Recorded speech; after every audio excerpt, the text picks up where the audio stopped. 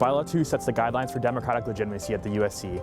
It mandates all things related to USC elections. You want to have a good understanding of ByLaw2 to understand the rules, regulations, and timelines for running a campaign with the USC.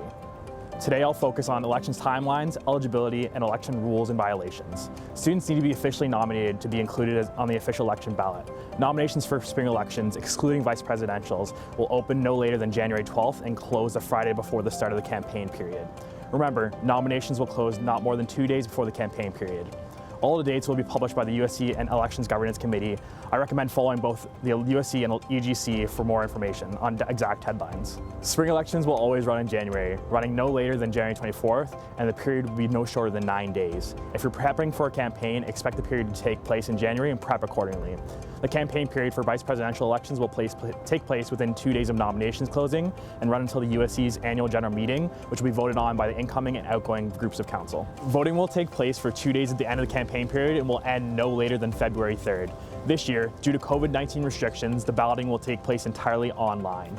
To be eligible for candidacy, you must be at the time registered as a full or part-time undergraduate or professional student at Western University, be registered for 2 consecutive semesters, have one of those semesters be the one in which your election is taking place, and all candidates must attend the all candidates meeting or send a proxy in order to be eligible for candidacy.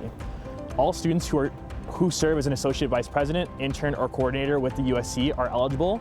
However, they must take a leave of absence unpaid during their role within the campaign period.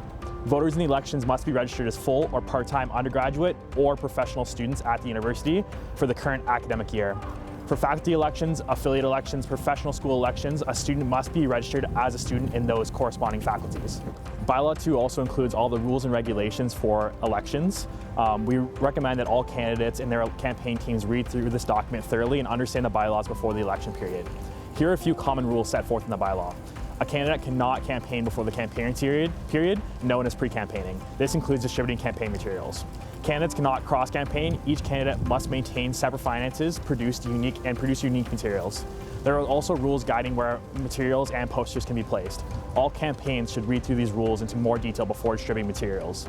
All election violations will be overseen by the Elections Governance Committee and follow the steps outlined in the Elections Governance Committee violations procedure. If you have any questions about ByLaw2, please do not hesitate to reach out to myself or the Chief Returning Officer.